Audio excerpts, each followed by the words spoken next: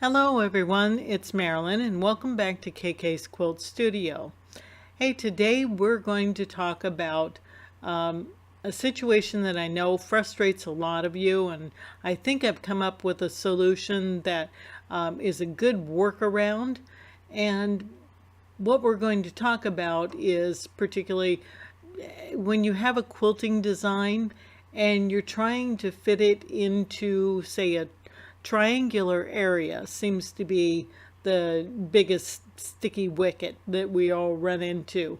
ProStitcher Premium just isn't having any part of reshaping that quilting design and placing it into a triangular area. So my workaround is using Art and Stitch. Now I know a lot of you have purchased Art and Stitch with your quilting systems, and for one reason or another either haven't opened the program or taken time to learn about the program. So I'm hoping today that you'll take the time, and this will be the incentive that puts you over the edge and says, I've got to activate that program and learn more about Art and Stitch.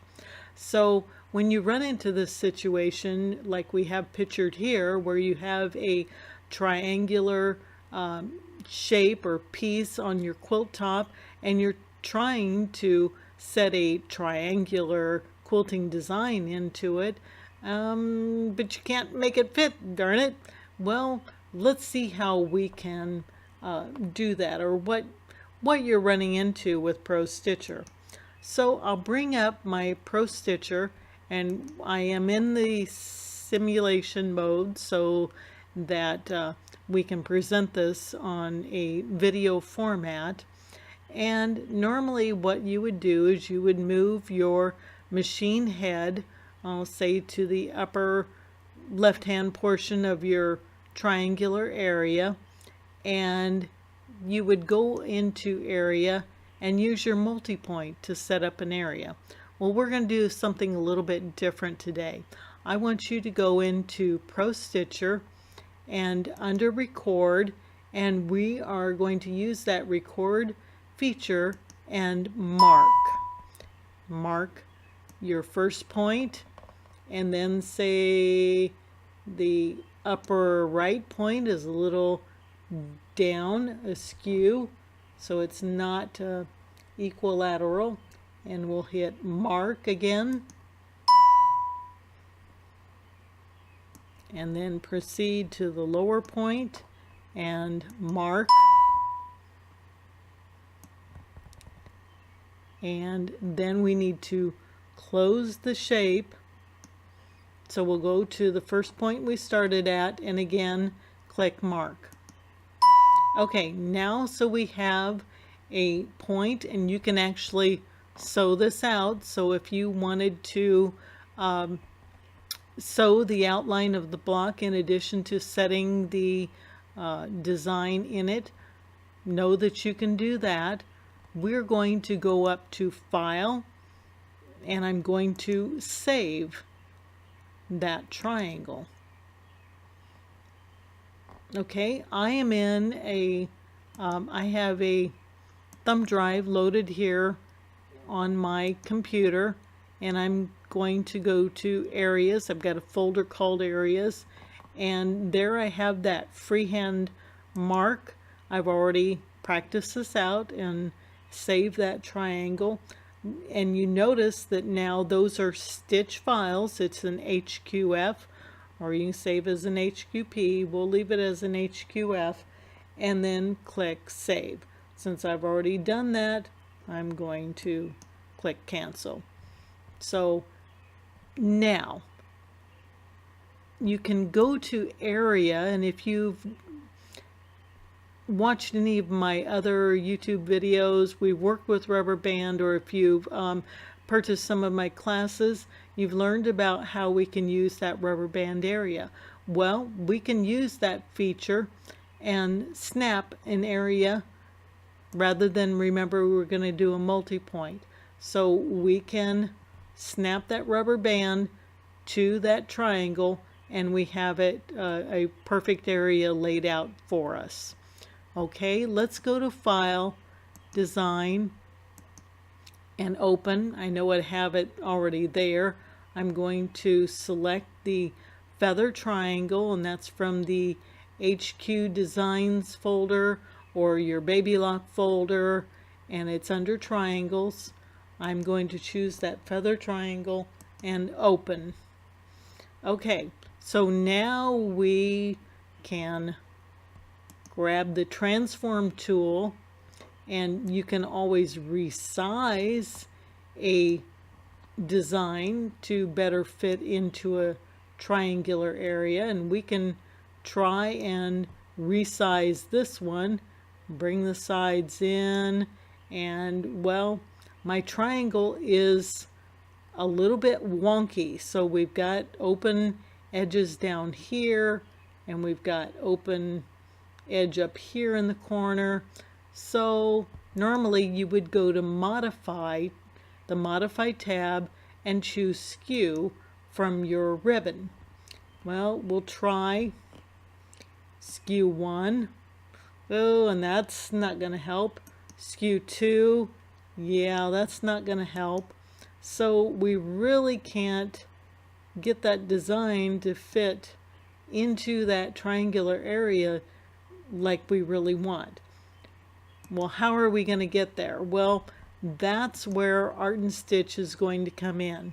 So we're going to open this design into Art and Stitch, and I'm going to show you my workaround. So go up under the Tools tab and open your Art and Stitch. Okay, I have brought in the triangular design from ProStitcher, the one that we marked and saved, so that I know what that outline or what that particular shape is. I'm going to change the color of this design.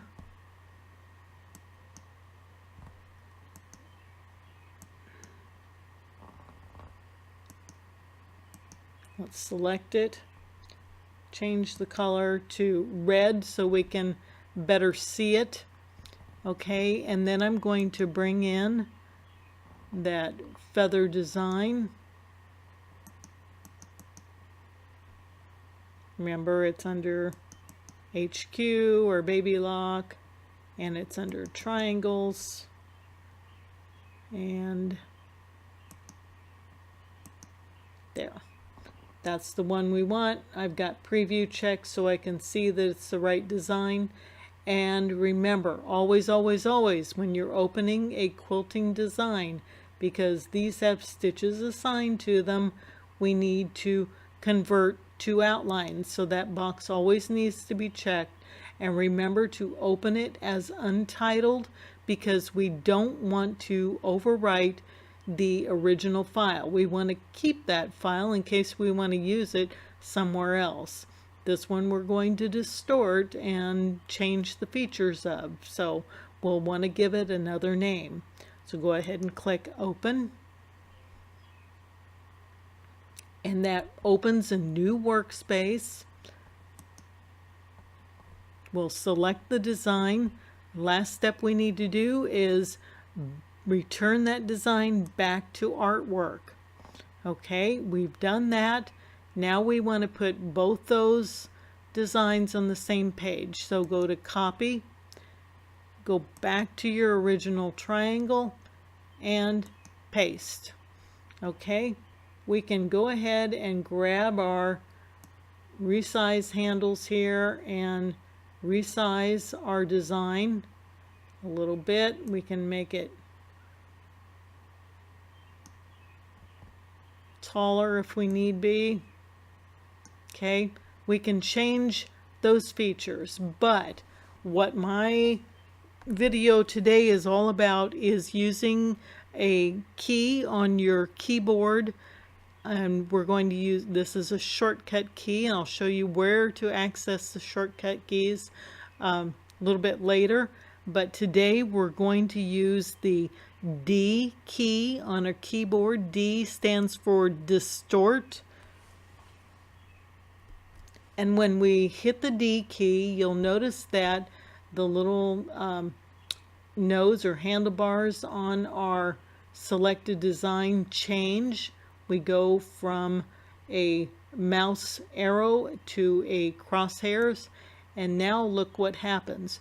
We can grab that design and reshape it to fit inside that triangle. We can actually distort the features of this feather design to better fit inside the triangle. Now you'll need to hit enter on your keyboard to update, and so then you can proceed on grabbing those handles and distorting out that shape until you get the design where you want it and looking like you want. Now, I know this is not the prettiest design, and I would probably pick another one, but I'm trying to show you the functionality of Art and Stitch and how you can actually get any design to fit into this weird shaped triangle. So there we go. It's pretty much inside, a little bit sticking over the top. So let's grab and pull that down and just keep playing with it and hitting the enter key to update the design until you're happy with it. Okay, looks good. You want to go back to your select tool to select the design, and we no longer need this triangle, so we can either hit the delete key on your keyboard or cut. So now you are ready to save that skewed design. We'll need to apply stitches first. So we have stitches back in the design. Now we can save it first as a working file. Remember, we want to save it with an ANS extension so that if we need to come back and work on it, and I titled it TR Feather and click Save. Yes. And then save one more time in your machine format. Remember, use the drop down menu and save it according to whichever machine you have. Okay, and then you are ready to take the design back into ProStitcher and proceed on stitching out your design on your quilt top. Now, I told you I would show you where the user's guide is found under the Help tab, and the user's guide contains a list of keyboard shortcuts. This is from part 8.1. It's toward the end of the user guide, and it's about page 196 of the user's guide, and this will give you lots of easy tools, shortcuts. Print it out and put it on the side of your machine or computer when you're working with Art and Stitch, and get in the habit of using these shortcut keys as well as the tools from the toolbar. So I hope you've enjoyed this video. You can contact me through any of these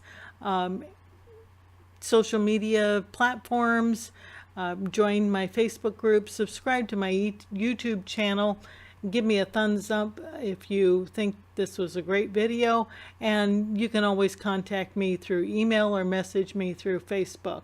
So until we meet again, I thank you for joining me, and I wish you happy quilting.